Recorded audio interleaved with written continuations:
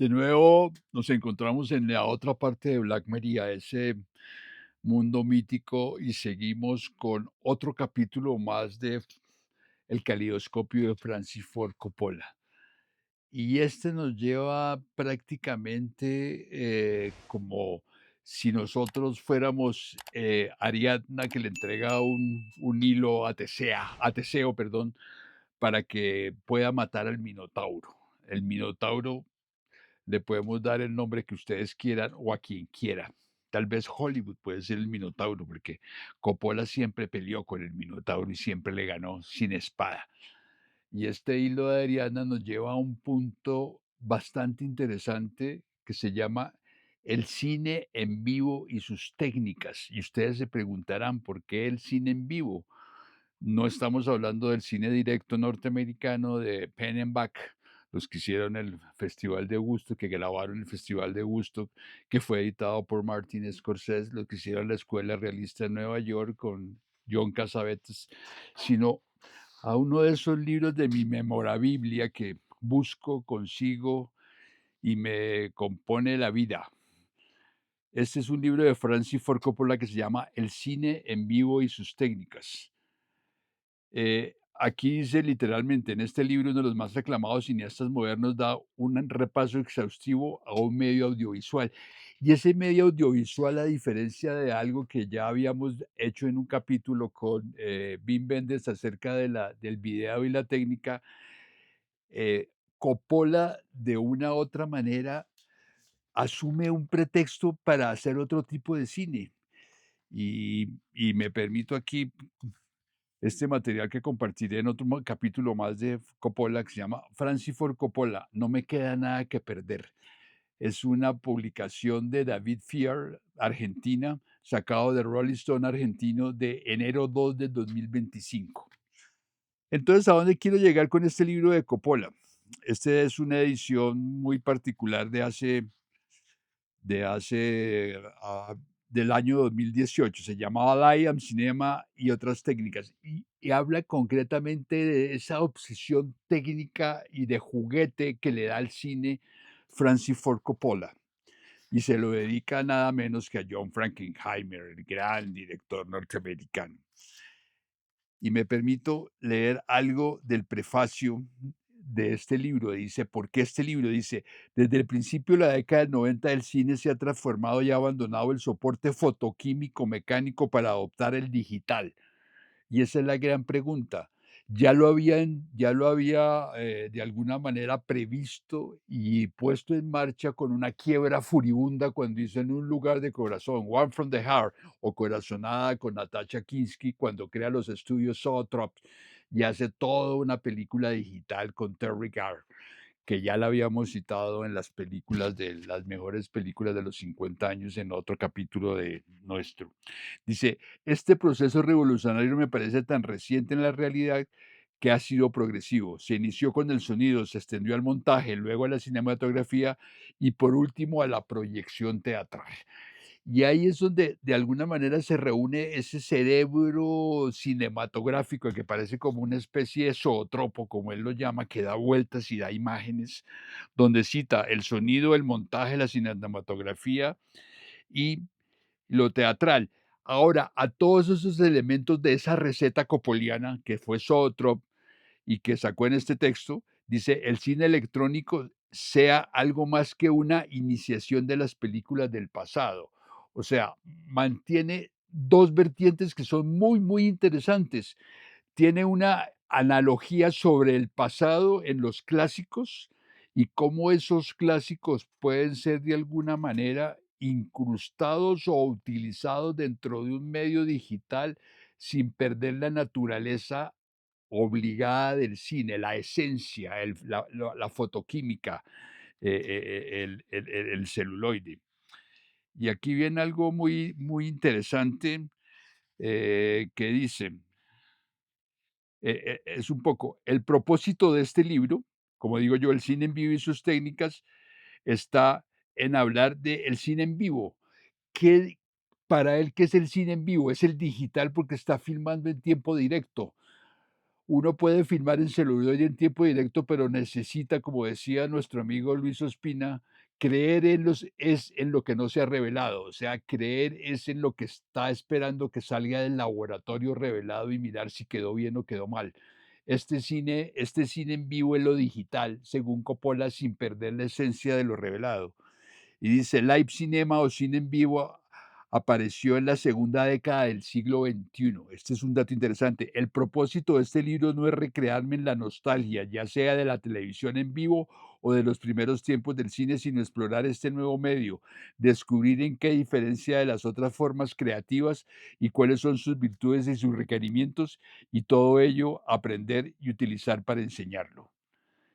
Y aquí viene el gran punto, ¿cómo logra concretar esa tecnología de lo que él llama el cine en vivo? Y lo hacen 2 experimentos que van a ser la base y la esencia de Megalópolis, que ese va a ser nuestro último capítulo de Francis Ford Coppola, dice, de modo que puse en marcha 2 talleres experimentales de prueba de conceptos. Esto es maravilloso.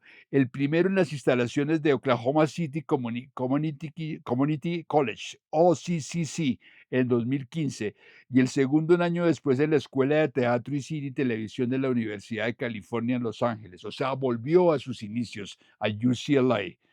En estos 2 talleres aprendí muchísimo como apéndice, incluyendo a diario elementos de producción y trabajando con gente en vivo y cine en vivo.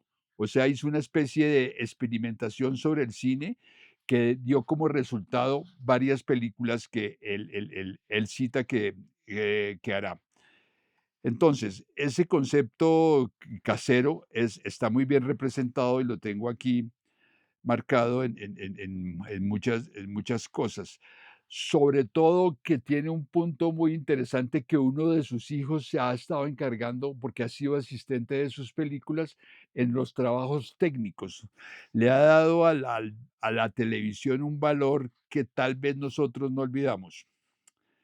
Entonces, habla, por ejemplo, aquí del valor de la actuación, de cómo es diferente la actuación en digital por la forma directa a la actuación en cine, donde hay que esperar el resultado cuando se filma. Y eso le da una garantía para experimentar, ficcionar y mirar si el error es válido o no es válido. Entonces, miremos aquí ciertos aspectos. Tiene un capítulo, el cuarto, que dice especificaciones técnicas del equipo. En este capítulo me baso en el formato del querido manual de cine de la American Society of Cinematography, de las cámaras. Y entonces hablar, aunque las cámaras de cine digital son de 24p, o sea, 23.98 fotogramas progresivos por segundo. En Estados Unidos el estándar de la televisión es 60i, o sea, 59,94 campos entrelazados por segundo, o sea, los fotogramas. Y hace toda una valoración sobre los tipos de cámaras, cita la Canon EOS C300, la Sony PXWZ, la Blackmagic Studio y la Blackmagic Micro Studio. De manera que es un personaje extremadamente obsesivo con la técnica y cómo la técnica sirve de elemento. Y aquí viene a hablar de lo de Corazonada, que hablábamos hace poco, cuando hizo En los lugares del corazón, que se conoce como Corazada. La historia que hay detrás de la motivación del rodaje de Corazonada es interesante, así como la decisión que tomé al comienzo de esa producción.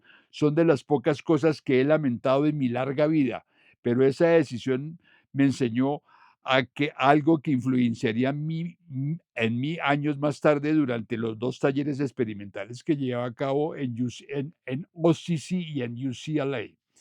En la época en que empecé a pensar en esa película, o sea, se refiere a Corazonada, estaba empezando, que eran los años 80, comenzaba a hacer Apocalipsis Now, que tuvo que luchar contra la atmósfera, contra los tifones, contra todos los problemas que muy bien representó su esposa Elanie en un documental que hizo sobre toda la tragedia de lo que representó Apocalipsis Now.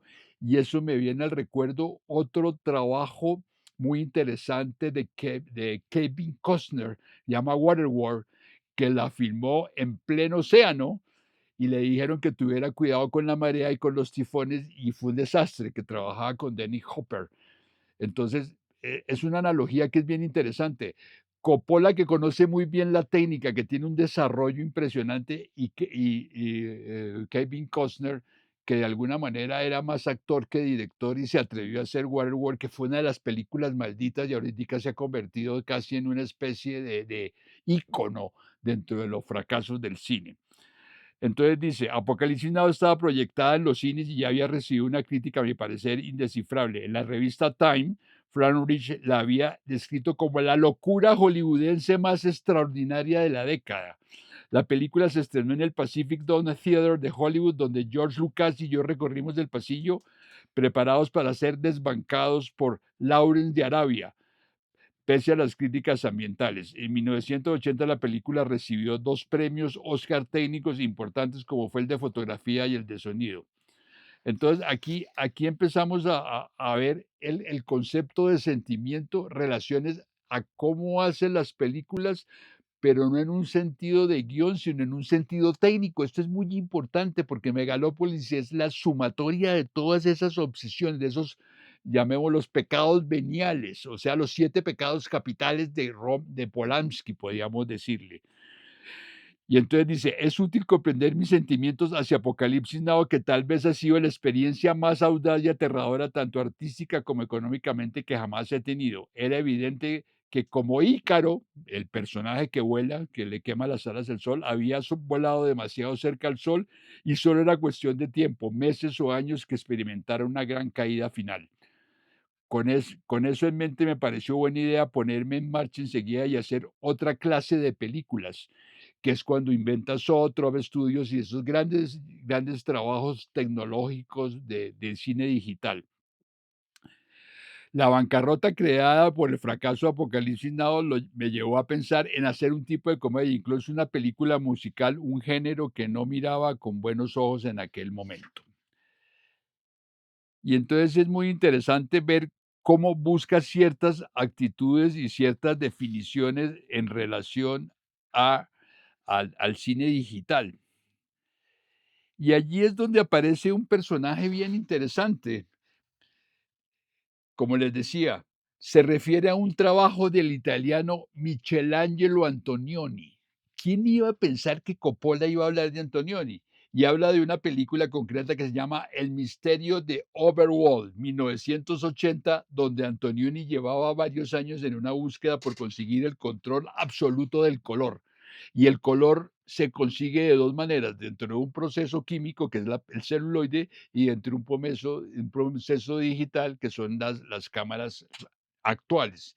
Ya que había trabajado en celuloide, El desierto rojo con Mónica Vitti, que es una gran maravilla, y había trabajado también un concepto de color en Zabriskie Point, aparte de que es una gran película, la música de Pink Floyd, donde manejaba el color a partir del rodaje del mismo, delegando al trabajo en el laboratorio por parte de sus directores de fotografía.